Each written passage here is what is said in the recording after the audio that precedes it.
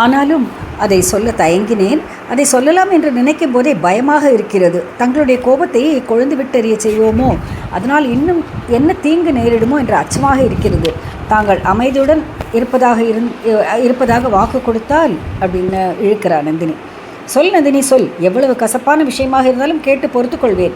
சற்று முன் உன்னை மறந்துவிட்டு வேறு பெண்ணை மறந்து சந்தோஷமாக இருக்கும்படி புத்திமதி கூறினாயே, அதற்கே நான் கோபித்துக் கொள்ளவில்லையே. வேறு என்ன கூறினால்தான் கோபித்துக் கொள்ளப் போகிறேன். ஆனால் மறுபடியும் ஏதாவது கற்பனை செய்யாதே. கோமகனே, என் வாழ்க்கையே ஒரு கற்பனை, என் பிறப்பே ஒரு புனைக்கதை. என் வாழ்க்கையை சிறிது காலம் நீடிப்பதற்காகவும் நான் கொண்ட கருமத்தை முடிப்பதற்காகவும் நான் பலமுறை கற்பனை கதை புனைய வேண்டியதாக இருந்தது. இனி அதற்கு அவசியம் ஒன்றுமில்லை. இன்றுடன் என் பொய் வாழ்க்கையை முடித்துக்கொள்ளப் போகிறேன். தங்களுடைய மனத்துன்பத்தை அதிகமாக்கக்கூடாது என்பதற்காகவே சில உண்மைகளை நான் அறிந்த பிறகும் தங்களுக்கு சொல்லவில்லை. தாங்கள் என்னை வெறுத்துவிட வேண்டும் என்பதற்காகவே பல கற்பனைகளை புனைந்தேன், பல பயங்கரமான காரியங்களை புனைந்தேன்னு செஞ்சேன் அப்படிங்கிறா. அந்த மாதிரி ரொம்ப ட்ரிக்கியாக பேசுகிறா. பல பயங்கரமான காரியங்களை செய்யும்படி கூறினேன். என் உள்ளத்தில் ஓயாத போராட்டம் நடந்து கொண்டிருந்தது.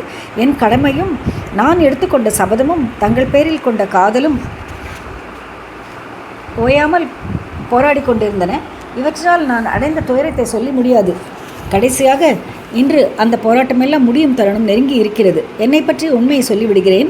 அதை கேட்ட பிறகு என்னை தங்கள் கையினாலேயே கொன்று விடுங்கள். ஆனால் வேறு யாருக்கும் தாங்கள் தீங்கு செய்ய வேண்டாம். வீண் பாவத்துக்கும் பழிக்கும் ஆளாக வேண்டாம். பாவம் பழி. இனி புதிதாக நான் அடையக்கூடிய பாவம் பழி என்ன இருக்கிறது? ஆதித்த கரிகாலன் சொல்ல ஆரம்பிக்கிறான். ஆயினும் நந்தினி, சொல். என்னுடன் வருவதற்கு நம் இளைய பிராயத்து ஆசைக்கனவு நிறைவேறுவதற்கு தடையாக இருக்கும் உண்மையான காரணம் என்னவென்று சொல். அது எவ்வளவு பயங்கரமான உண்மையாக இருந்தாலும் சொல்.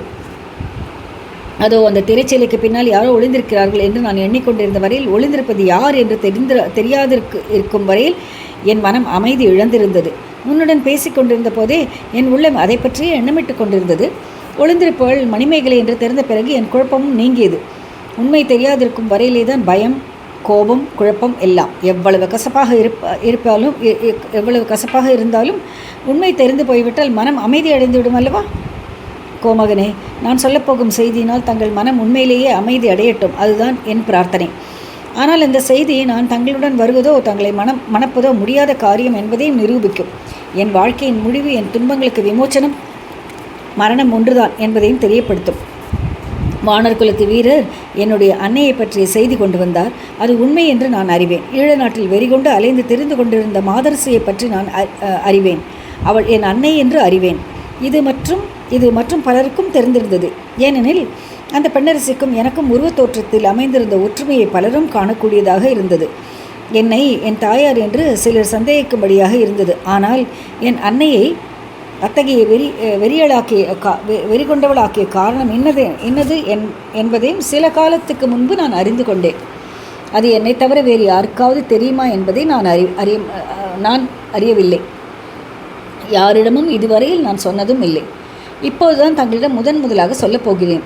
ஐயா, என் தந்தை யார் என்பதை தங்களுக்கு சொல்லப்போகிறேன். கருணை கூர்ந்து எனக்கு சற்று முன் கொடுத்த வாக்குறுதியை நினைவுபடுத்திக் கொள்ளுங்கள். ஆத்திரத்துக்கும் குரோதத்துக்கும் இடம் கொடுக்காதீர்கள்.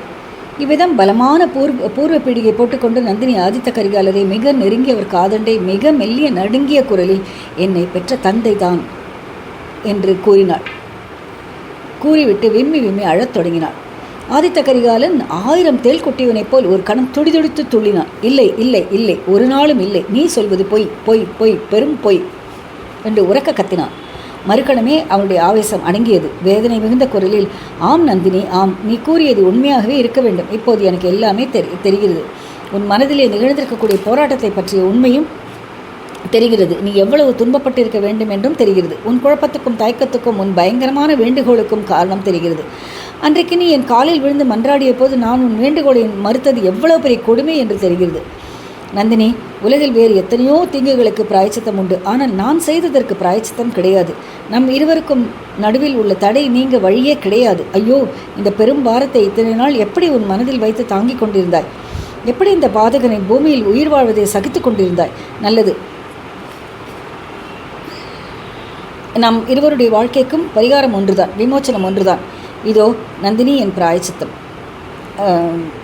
யாழ் களஞ்சியத்திலிருந்து வந்தியத்தேவன் மேற்கூறிய சம்பாஷணைகளை எல்லாம் கேட்டுக்கொண்டிருந்தான்.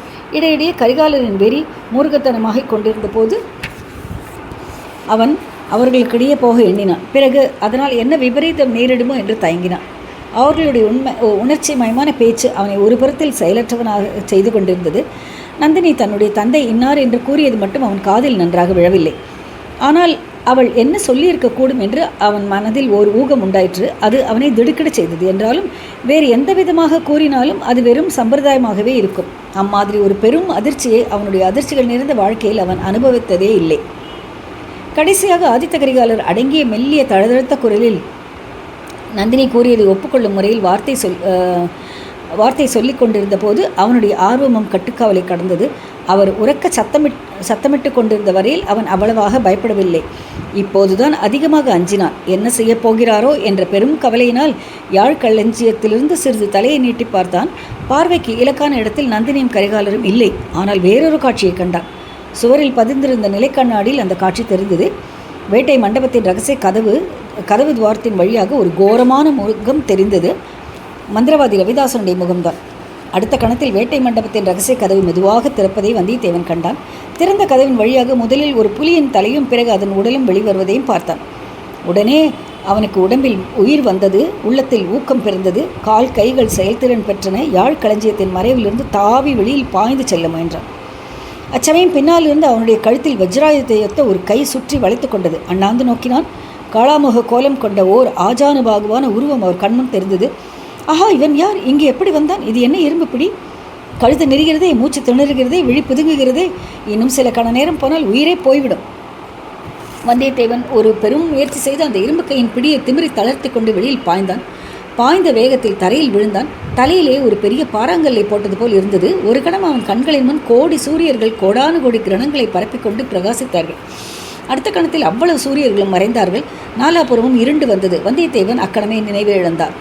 யாழ் களஞ்சியத்திலிருந்து அதன் வாசலில் கிடந்த வந்தியத்தேவனுடைய உடலை மிதித்து தாண்டி கொண்டு ஒரு கோர பயங்கரமான காளாமுக உருவம் வெளிப்பட்டது. யாழ்களஞ்சியத்தின் அருகில் தடால் என்ற சத்தத்தை கேட்டு நந்தினி திரும்பி பார்த்தாள். காளாமுக உருவம் கையில் கத்தியை உருவிக்கொண்டு தனி நோக்கி வருவதை கண்டாள். விழிகள் பிதுங்கும்படியாக வியப்புடன் அந்த உருவத்தை நோக்கினாள். அவள் வயிற்றில் இருந்த குடல்கள் மேலே ஏறி மார்பையும் தொண்டையும் அடைத்துக் கொண்டதாக தோன்றியது. கண்களை தொடுத்துக் கொண்டு எதிரே பார்த்தாள். கரிகாலன் கீழே விழுந்து கிடக்க கண்டாள். அவன் உடலில் வீரபாண்டியனுடைய வாள் பாய்ந்திருந்ததையும் கண்டாள். ஐயோப்பா, இந்த இடம் படிக்கவே முடியாது என்னால்.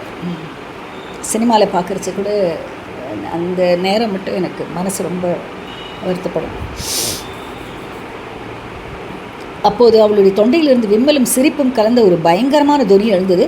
அது அந்த அறையில் இருந்த கட்டில் முதலிய அசேதன பொருட்களை கூட, அசேதன பொருள்னால் நான் லிவிங் திங்ஸ்னு அர்த்தம், பொருள்களை கூட நடுங்குபடி செய்தது. அடி பாதகி, சண்டாளி, உன் பழியை நிறைவேற்றி விட்டாயா என்று கூறிக்கொண்டே காளாமுக உருவம் அவளை மேலும் நெருங்கி வந்தது. அதே சமயத்தில் வேட்டை மண்டபத்தின் இரகசிய கதவின் வழியாக உள்ளே நுழைந்த புலி உருவத்தின் மறைவில் ரவிதாசனும் பிரவேசித்தான்.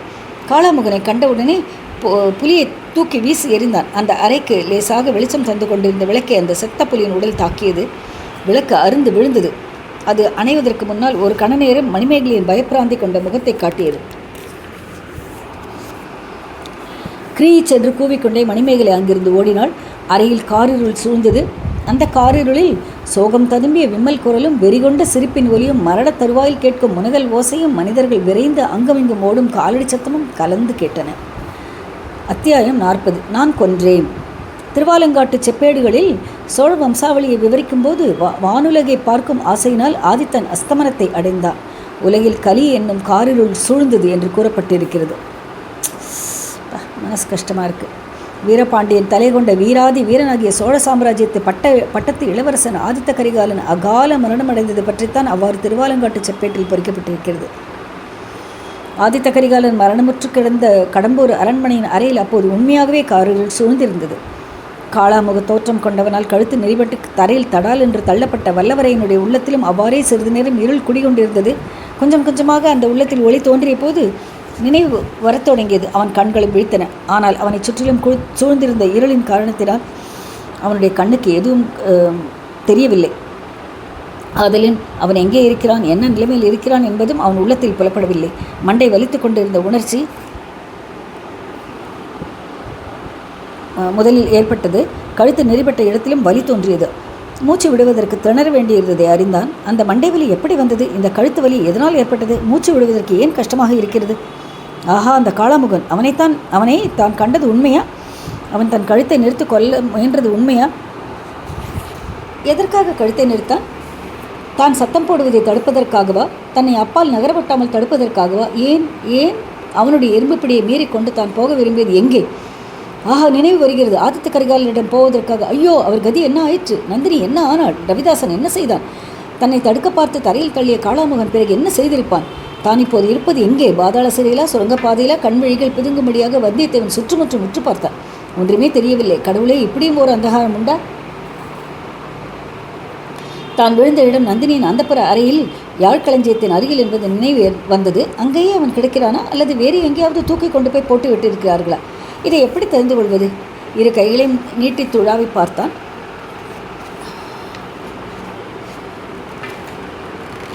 அது என்ன? கத்தி போல் அல்லவா இருக்கிறது? ஆம், கத்திதான். திருகுமடல் உள்ள கத்தி. சாதாரண கத்திகளை விட மிக சக்தி வாய்ந்தது. எவன் பேரிலாவது பாய்ந்தால் அவன் செத்தான்.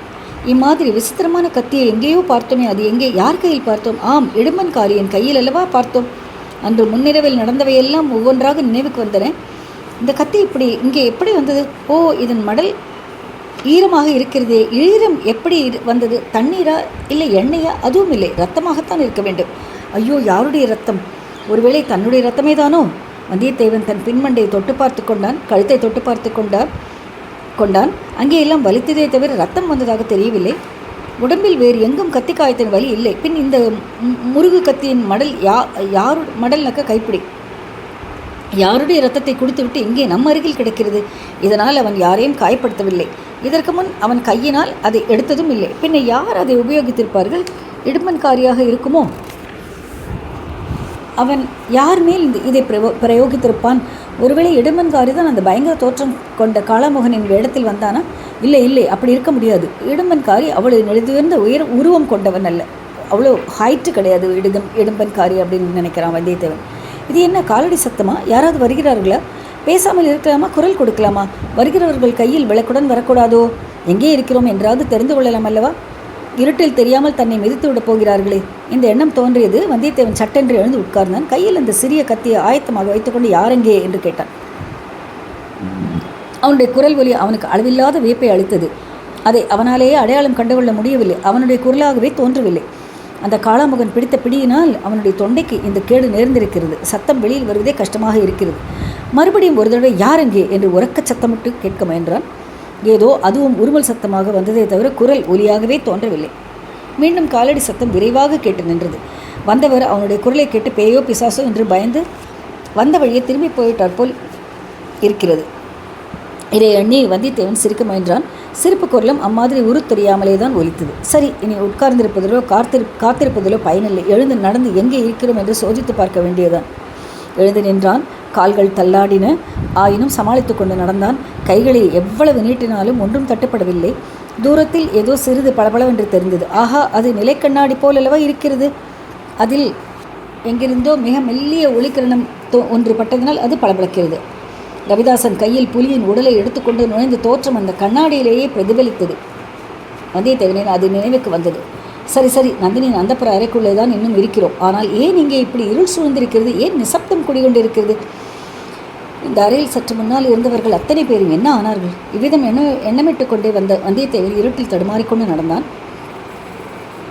வாசற்படிக்கு அருகில் போனால் ஒருவேளை வெளிச்சம் இருக்கலாம், அல்லது அங்கிருந்து வெளியேறி யாரையாவது கேட்டு நடந்ததை தெரிந்து கொள்ளலாம் என்று எண்ணிக்கொண்டு சென்றான். ஏதோ காலில் தடுப்பே மறுபடியும் தடால் என்று விழுந்தான். ஆனால் இம்முறை ஏதோ மிருதுவான பொருளின் மீது விழுந்தபடியால் பலமாக அடிபடவில்லை. அந்த மிருதுவான பொருள் புலியின் தோல் என்று தெரிந்தது. ரவிதாசன் கையில் எடுத்துக்கொண்டு வந்து எரிந்த புலித்தோல் மீது அவன் விழுந்திருக்க வேண்டும். தடுமாறி விழுந்தபோது கையில் இருந்த கத்தி நழுவிவிட்டது. அதை கண்டுபிடித்து எடுத்துக்கொள்வதற்காக கையை நீட்டி துழாவினான். கையில் மிருதுவாக ஏதோ தட்டுப்பட்டது. வந்தியத்தேவனுடைய உடம்பெல்லாம் நடுங்கியது. ரோமங்கள் குத்திட்டு நின்றன. நெஞ்சில் பீதி கொடிக்கொண்டது. அப்படியும் இருக்க முடியுமா என்று எண்ணிக்கொண்டே மறுபடியும் தடவை பார்த்தான். ஆம், அது ஒரு மனித உடல். அவன் கையில் தட்டுப்பட்டது அந்த மனிதனின் உள்ளங்கை. புலித்தோலை உடனே அகற்றி தூர எறிந்தான். பிறகு உற்று பார்த்தான். கண்ணாடியில் விழுந்த லேசான ஒளி பிரதிபலித்து கீழே கிடந்த உடலையும் சிறிது புலப்படுத்தியது. ஐயோ, இளவரசர் ஆதித்த கரிகாலர் அல்லவா கிடக்கிறார். அவரல்ல, அவருடைய உயிரற்ற உடல்தான் கிடக்கிறது. வந்தியத்தேவனுடைய நெஞ்சு விம்மி தொண்டையை அடைத்துக் கொண்டது. கண்களில் அவன் அறியாமல் கண்ணீர் ததும்பியது. நடுநடுங்கிய கைகளினால் கரிகாலருடைய உடம்பின் பல பகுதிகளையும் தொட்டு பார்த்தான். சிறிதும் சந்தேகத்துக்கு இடமில்லை. உயிர் சென்றுவிட்ட வெறும் கூடுதான். இப்படி இருக்கும் எல்லாருக்கும் சோழ நாட்டுக்கு. அந்த உயிரற்ற உடம்பின் விழா பக்கத்திலிருந்து பெருகி பக்கத்தில் வழிந்திருந்த ரத்தம் அவனுடைய கைகளை நனைத்தது. அச்சமயம் அவனுக்கு குந்தவை பிராட்டியின் நினைவு உண்டாயிற்று. அந்த மாதரசி அவனை எதற்காக அனுப்பி வைத்தாலோ அந்த காரியத்தில் அவன் வெற்றி அடையவில்லை, முழு தோல்வி அடைந்தான். இனி அவள் முகத்தில் விழிப்பது எங்கனம்? அவனால் எவ்வளவு பிரயத்தனம் செய்ய முடியுமோ அவ்வளவும் செய்தாகிவிட்டது. ஆனால் பயன்படவில்லை. விதி வென்றுவிட்டது. இளவரசரின் உயிரற்ற உடலை எடுத்து தன்னுடைய மடியிலே போட்டுக்கொண்டான். மேலே என்ன செய்வது என்று தெரியவில்லை. சிந்திக்கும் சக்தியே இழந்து விட்டான். சத்தம் போட்டு அலறுவதற்கு தொண்டையிலும் சக்தி இல்லாமல் போய்விட்டது. இளவரசர் இறந்துவிட்டார். ஒப்புக்கொண்ட காரியத்தில் நாம் வெற்றி பெறவில்லை. குந்தவையின் முகத்தில் இனி விழிக்க முடியாது என்னுமே இந்த எண்ணங்களே திரும்ப திரும்ப அவன் மனதில் வந்து கொண்டிருந்தது. இவ்வாறு எண்ணிக்கொண்டு அவன் எத்தனை நேரம் அங்கே உட்கார்ந்திருந்தான் என்பது அவனுக்கே தெரியாது. தீவர்த்தி வெளிச்சத்துடன் மனிதர்கள் சிலர் அந்த அறையை நெருங்கி வருகிறார்கள் என்பதை கண்ட பிறகுதான் அவனுக்கு ஓரளவு சுய நினைவு வந்தது. கரிகாலருடைய உடலை தன்னுடைய மடியிலிருந்து எடுத்து கீழே வைத்துவிட்டு எழுந்து நின்றான். 10-12 ஆட்கள் முன்வாசல் பக்கமிருந்து வந்தார்கள். அவர்களில் இருவர் தீவர்த்தி பிடித்துக் கொண்டிருந்தார்கள். மற்றும் சிலர் வேலேந்தி கொண்டு வந்தார்கள். எல்லோருக்கும் முன்னால் கந்தமாறனும் அவனுக்கு அடுத்தாற்போல் பெரிய சம்புவரையரும் வந்தார்கள். வந்தவர்கள் எல்லாருடைய முகங்களும் பயபிராந்தியை காட்டின. தீவர்த்தி வெளிச்சத்தில் பேயடித்தவர்களைப் போல் காணப்பட்டார்கள். கந்தமாறனுடைய முகத்தில் மட்டும் கோபமும் ஆத்திரமும் கொந்தளித்து கொண்டிருந்தன. அவன் வந்தியத்தேவனை பார்த்ததும், அடே பாதகா, கொலைகாரா, ஸ்நேக துரோகி, ராஜ துரோகி, நீ தப்பித்துக் கொண்டு ஓடவில்லையா? போய்விட்டாய் என்றல்லவா நினைத்தேன் என்று கர்ஜனை செய்தான். பின்னர் பெரிய சம்புவரையரை நோக்கி, தந்தையே, அதோ பாருங்கள் கொலைகாரனை, சிநேகிதனைப் போல் நடித்து பாதகம் செய்த பழிகாரனை பாருங்கள், நம்முடைய வம்சத்துக்கு அழியாத களங்கத்தை உண்டு பண்ணிய சண்டாளனை பாருங்கள், அவன் முகத்தோற்றத்தை பாருங்கள், அவன் செய்த பயங்கர குற்றம் அவன் முகத்திலேயே எழுதியுள்ளதைப் போல் பிரதிபலிப்பதை பாருங்கள் என்றார். சம்புவரையர் அதற்கெல்லாம் மறுமொழி ஒன்றும் சொல்லாமல் கீழே கிடந்த ஆதித்த கரிகாலனுடைய உடலை அணுகினார். அதன் தலைமாட்டில் உட்கார்ந்து சிறிது நேரம் உற்று பார்த்து கொண்டிருந்து விட்டு, ஐயோ விதியே, இது என் வீட்டிலா நேர வேண்டும்? விருந்துக்கு என்று அழைத்து வந்த வேந்தனை கொன்ற பழி என் தலையிலா விடிய வேண்டும் என்று புலம்பிக் கொண்டே தமது தலையில் படார் படார் என்று அடித்துக்கொண்டு புலம்பினார். கந்தமாறன், தந்தையே, நம் குலத்துக்கு அந்த பழி ஒரு நாளும் வராது.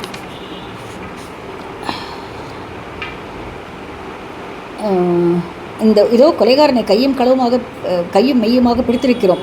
இவன் இளவரசரை கொல்வதற்கு உபயோகித்த கத்தி அதோ கிடப்பதை பாருங்கள், அதில் ரத்தம் தோய்ந்திருப்பதை பாருங்கள். முன்னால் நான் வந்து பார்த்தபோது இவன் இல்லை, கத்தியும் இல்லை. ஓட பார்த்து முடியாமல் திரும்பி விட்டான். ஒருவேளை இளவரசர் உடம்பில் உயிர் ஒட்டி கொண்டிருக்கிறதோ என்று பார்க்க வந்தான் போலும். கத்தியால் குத்தியது போதாது என்று தொண்டையை திருகிவிட்டு போக வந்தான் போலும். தந்தையே, இப்பேற்பட்ட மகாபாதகனுக்கு சதிகார துரோகிக்கு என்ன தண்டனை கொடுப்பது? எது கொடுத்தாலும் போதாதே என்று கந்தமாறன் பேசிக்கொண்டே போனான். வந்தியத்தேவன் ஏற்கனவே தொண்டை நெறித்து பேச முடியாதவனாக இருந்தான். கந்தமாறனுடைய வார்த்தைகள் அவனை திக்பிரமை கொள்ள செய்தன.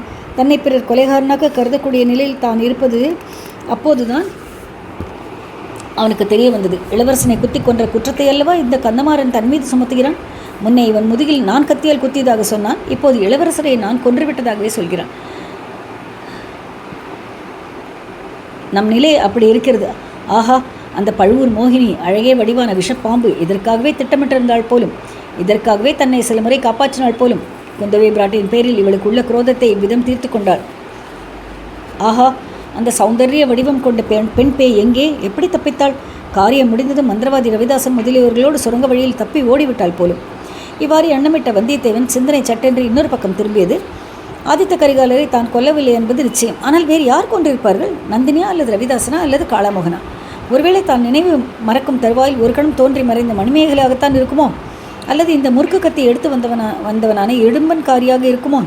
ஒரு கால் கந்தமாறனே தான் நந்தினி மேல் கொண்ட மோகத்தினால் இந்த படுபாதகத்தை செய்துவிட்டு நம் பேரில் பழியை போடுகிறானா? அல்லது நந்தினி சொல்லிய அதிசயமான ரகசியத்தை கேட்டுவிட்டு தன்னைத்தானே நொந்து கொண்ட ஆதித்த கரிகாலர் தற்கொலை செய்து கொண்டு இருந்தாரா? கந்தமாறன் தன் பக்கத்தில் நின்ற ஆட்களை பார்த்து, தடியர்களே, ஏன் சும்மா நிற்கிறீர்கள்? இந்த கொலைகாரனை பிடித்து கட்டுங்கள் என்று கத்தியதும் தான் வந்தியத்தேவனுக்கு தனது இக்கட்டான நிலைமை மறுபடியும் ஞாபகத்துக்கு வந்தது. கந்தமாறனை அவன் இரக்கமும் துயரமும் ததும்பிய கண்களினால் பார்த்தான். ஒரு பெரும் முயற்சி செய்து தொண்டையில் ஜீவனை தருவித்து கொண்டு, கந்தமாறா, இது என்ன? நான் இத்தகைய கொடுஞ்செயலை செய்திருப்பேன் என்று நீ நம்புகிறாயா? எதற்காக நான் செய்ய வேண்டும்? எனக்கு என்ன லாபம் இதனால் நண்பா என்பதற்குள் கந்தமாறன், சிச்சி, நான் உன் நண்பன் அல்ல. அவ்விதம் கூறிய உன் நாவை அறுக்க வேண்டும். உனக்கு என்ன லாபம் என்றா கேட்கிறாய்? ஏன் லாபம் இல்லை? நந்தினியின் கடைக்கண் கடாட்சத்தை பெறலாம் என்ற ஆசைதான். அடே, அந்த பழுவூர் மோகினி இப்போது எங்கே என்றான். கந்தமாறா, உண்மையில் எனக்கு எதுவும் தெரியாது. நான் இங்கே நினைவிழந்து கிடந்தேன். நீங்கள் வருவதற்கு சற்று முன்புதான் நினைவு பெற்றேன். நந்தினி என்ன ஆனாள் என்று எனக்கு தெரியாது. ஒருவேளை சுரங்கப்பாதை வழியாக வெளியேறி இருக்க வேண்டும். வேட்டை மண்டபத்தில் அவளுடைய ஆட்கள், வீரபாண்டியனுடைய ஆபத்துதவிகள் 4 பேர் காத்திருக்கிறார்கள்.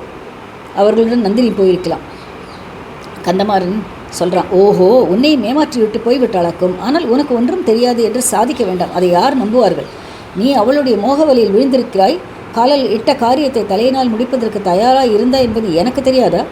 ஆதித்த கரிகாலரே சொல்லியிருக்கிறார். நந்தினியும் அவரிடத்தில் உன்னை பற்றிய உண்மையை சொல்லியிருக்கிறாள். அவள் தூண்டியோ அவளுக்கு திருப்தி தரும் என்று நினைத்தோ நீ இந்த கொலைபாதகத்தை செய்துவிட்டாய். உன்னுடைய முகத்தில் விழித்தாலும் பாவம் என்றார். கந்தமாறா, சத்தியமாக சொல்கிறேன், நான் இளவரசரை கொல்லவில்லை. அவர் உயிரை காப்பாற்றும் பொறுப்பை பழையாறை இளைய பிராட்டியிடம் நான் ஏற்றுக்கொண்டு வந்தேன்.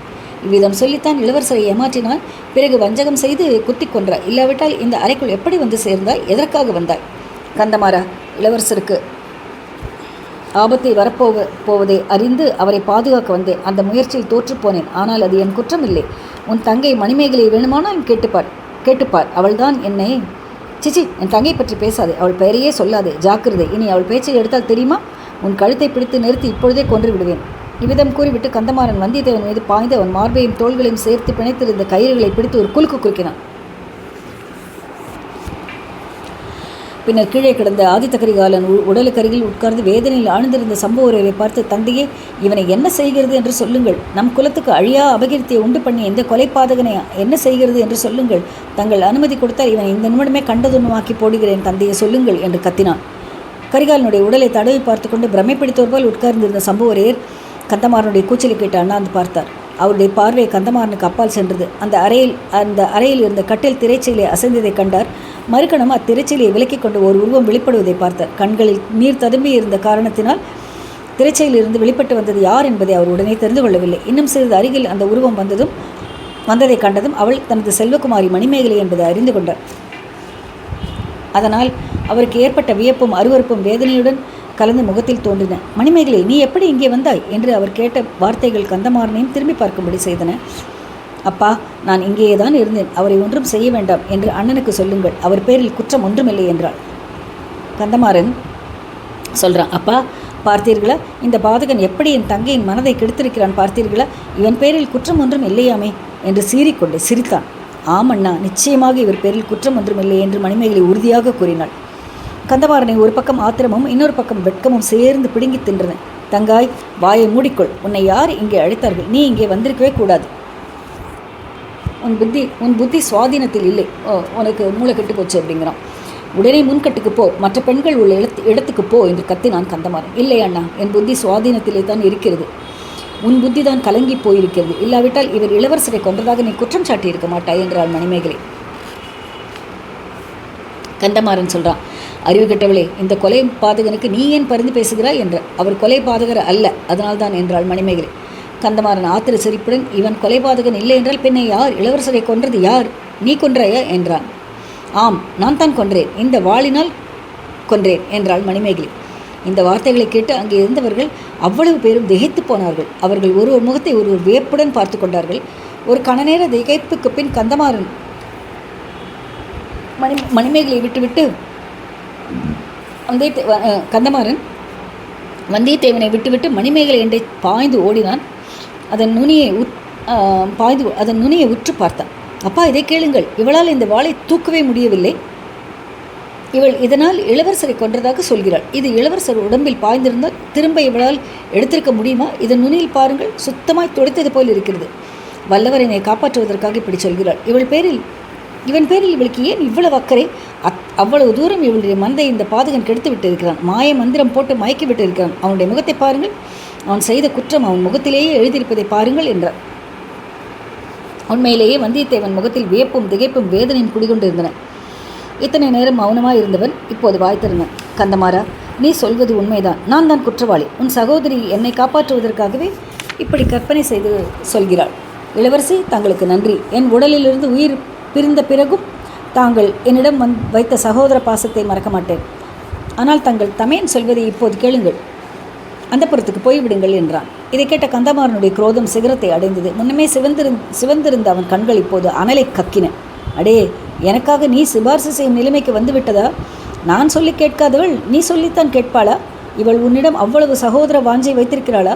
இவள் என்னுடன் பிறந்தவளா இல்லை உன்னோடு பிறந்தவளா? என்னை காட்டிலும் உன்னிடம் இவளுக்கு மரியாதை அதிகமா? அது ஏன்? என்ன மாய்மந்திரம் செய்து இவள் மனதை அவ்விதம் கெடுத்து விட்டிருக்கிறாய். உன்னை நான் கொல்வதற்கு இதுவே போதும். இதோ உன்னை யமலோகம் அனுப்பிவிட்டு மறுகாரியம் பார்க்கிறேன். உன் அருமை சகோதரி கையில் வைத்திருந்த வாளினாலேயே உன்னை கொள்கிறேன். அது உனக்கு மகிழ்ச்சி தரும் அல்லவா? இவ்வாறு கத்திக்கொண்டே கந்தமாறன் வாளை ஓங்கிக் கொண்டு வந்தியத்தேவன் மீது பாய்ந்தான். அத்தியாயம் 41. பாயுதே தீ. பாயுதே தீ, ஃபயர். இத்தனை நேரம் அசைவற்று உட்கார்ந்திருந்த சம்புவரையர் இப்போது பாய்ந்து எழுந்து கந்தமாறனுடைய கையை பிடித்து கொண்டார். அடே மூடா, என்ன காரியம் செய்ய துணிந்தா என்றார். தந்தையே, இந்த சிநேகித துரோகியை கொல்லுவதிலே என்ன தவறு என்றான் கந்தமாறன். என்ன தவறா? அதனால் நானும் நீயும் இந்த பழமையான சம்புவரையர் குலமும் அழிந்து போவோம். இவனை கொன்றுவிட்டால் இளவரசரையும் இவனையும் சேர்த்து கொன்று விட்டதாக நம் பேரில் அல்லவோ பழி சுமத்துவார்கள். இது கூடவோ உனக்கு தெரியவில்லை என்றார் தந்தை. அவ்வாறு நம் பேரில் பழி சுமத்தக்கூடிய வல்லமையுடையவன் யார்? அவ்விதம் குற்றம் சுமத்திவிட்டு அவன் உயிருடன் பிழைத்திருப்பானோ என்று கேட்டான் கந்தமாறன். ஐயோ அசட்டு பிள்ளையே, உன்னுடைய வீரத்தையும் துணிச்சலையும் இதிலே தான் நான் காட்ட வேண்டும். உன்னுடைய யோசனையை ஆரம்பத்திலிருந்து கேட்டதனால்தான் இந்த விபரீதம் நம் வீட்டில் நடந்துவிட்டது. பெரிய பழுவேட்டரையரையும் மற்ற சிற்றரசர்களையும் நீதான் இந்த வீட்டுக்கு அழைத்தாய். மதுராந்தக தேவர் ரகசியமாக இங்கே வந்ததும் உன்னாலே தான். அது இந்த உன் அருமை சிநேகிதன் மூலம் எல்லாருக்கும் தெரிந்துவிட்டது. பிறகு ஆதித்த கரிகாலரை காஞ்சியிலிருந்து அழைத்து வந்தவனும் நீதான். ஐயோ, அதன் விளைவு இப்படியாகும் என்று நான் நினைக்கவே இல்லையே. மலையமான் நமது குலத்தின் பழமையான விரோதி பெரியதொரு படையுடன் நெருங்கி வந்து கொண்டிருக்கிறான். அவனுக்கு என்ன சொல்லப் போகிறேன்? பழுவேட்டரையரும் இச்சமயம் பார்த்து ஊருக்கு போய்விட்டார் என்று கூறி சம்புவரையர் திரும்பவும் தலையிலே அடித்து கொண்டார். கந்தமாறன் கண்களில் நீர் ததும்ப, தந்தையே, தாங்கள் வீணாக வேதனைப்பட வேண்டாம். என்னால் நேர்ந்த விபரீதத்துக்கு நானே தண்டனை அனுபவிக்கிறேன். தாங்கள் என்னை கட்டளை இடுகிறீர்களோ அவ்விதம் செய்ய காத்திருக்கிறேன் என்றார். முதலில் இந்த பெண்ணை அழைத்து கொண்டு போய் அந்தப்புறத்தில் விட்டு வா. இவள் ஏதாவது உளறினால் வாயை துணியை அடித்து கையையும் காலையும் கட்டி போட்டு விட்டு வா. இல்லாவிட்டால் ரகசியரில் போட்டு பூட்டி விட்டு வா என்றார் சம்புவரையர். மணிமேகலை தன் அருமை தந்தை அப்போது கொண்டிருந்த ரௌத்ராகாரத்தை பார்த்து நடுநடுங்கி விட்டாள். வந்தியத்தேவனுக்கு இப்போது உடனே ஆபத்து ஒன்றுமில்லை என்பதையும் தெரிந்து கொண்டாள். தந்தையே, மன்னிக்க வேண்டும். தங்கள் கட்டளைப்படி நடந்து கொள்வேன். கந்தமாறன் என்னை தொட வேண்டாம். நானே இதோ தாய்மார்கள் இருக்கும் அந்தப்புறத்துக்கு போய் விடுகிறேன் என்று சொல்லிவிட்டு விடுவிடு என்று அங்கிருந்து நடந்து சென்றாள். கந்தமாறனும் அவளை பின்தொடர்ந்து போனான். அவர்கள் சென்றவுடனே சம்புவரையர் தம்முடன் வந்திருந்த ஆட்களை பார்த்து இவனை அந்த கட்டில் காலுடன் சேர்த்து இறுக்கி கட்டுங்கள் என்று உத்தரவிட்டார்.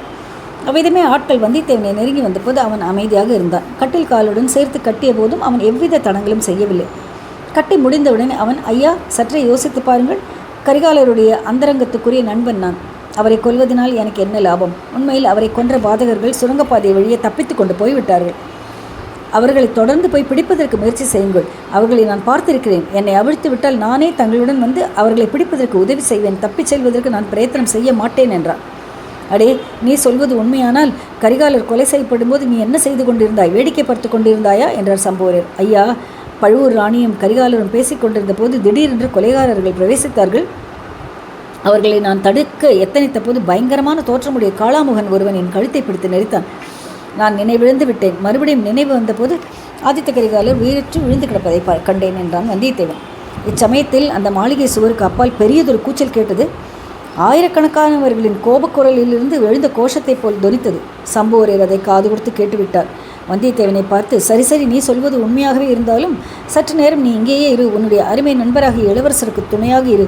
அது என்ன கூச்சல் என்று பார்த்துவிட்டு வருகிறேன் என்று வந்து உன் கட்சியை முழுதும் தெரிந்து கொள்கிறேன் என்று கூறிவிட்டு சம்புவரையர் புறப்பட்டார்.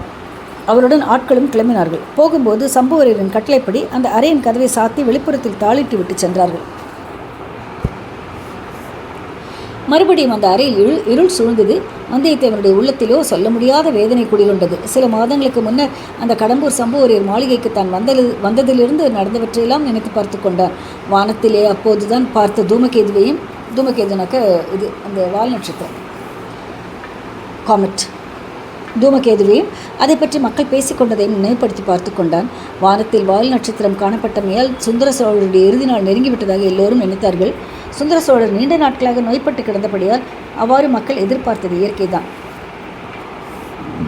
அதனாலேயே அவருக்கு அடுத்தாற்போல் பட்டத்துக்கு வரக்கூடியவர் யார் என்பது பற்றியும் ஜனங்கள் பேசினார்கள். இந்த மாளிகையிலேயே சிற்றரசர்கள் கூடி அதை பற்றி பேசினார்கள். ஆனால் எல்லாரும் எதிர்பார்த்தது ஒன்றும் நடந்தது ஒன்றுமாக முடிந்தது. வாலிப வயதினரும் வீராதி வீரருமான ஆதித்த கரிகாலர் மாண்டு போனார். உயிரற்ற அவரது உடல் இதோ இந்த அறையில் கிடக்கிறது.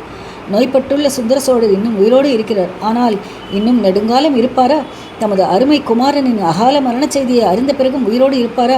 ஐயோ, மகனை பார்க்க வேண்டுமென்று தந்தை எவ்வளவு ஆவல் கொண்டிருந்தார். தந்தை வந்து தங்கி இருப்பதற்காக கரிகாலர் காஞ்சியில் பொன் மாளிகை கட்டினாரே, அந்த பொன் மாளிகையில் தந்தையை வரவேற்று உபசரிப்பதற்கு கொடுத்து வைக்காமல் குமாரர் போய்விட்டாரே. இதிலிருந்து இன்னும் என்னென்ன விளையப் போகிறதோ தெரியவில்லையே. சோழ சாம்ராஜ்யம் முழுவதும் ஒரே துயர வெள்ளத்தில் முழுகப் போகிறது. அது மட்டும்தானா, எத்தனை விதமான உட்கலகங்கள் விளையப் போகின்றனவோ யாருக்கு தெரியும். சிற்றரசர்களுள் பெரும் சண்டை மூளப்போகிறது நிச்சயம். சற்று முன்னால் வெளியில் கேட்ட சத்தம் மலையமானுடைய படை வீரர்கள் போட்ட சத்தமாகத்தான் இருக்க வேண்டும். அவர்கள் எதற்காக அப்படி கோஷமிட்டார்கள்? இந்த கடம்பூர் மாளிகையை தாக்கப் போகிறார்களா என்ன? எதற்காக? கரிகாலருடைய மரணம் பற்றிய செய்தி ஒருவேளை அவர்களுக்கு எட்டி இருக்குமோ? ஆஹா, சம்புவரையர் இதை எப்படி சமாளிக்கப் போகிறார்? நம் பேரில் கரிகாலரை கொன்ற குற்றத்தை சுமத்தி சமாளிக்க பார்ப்பார்.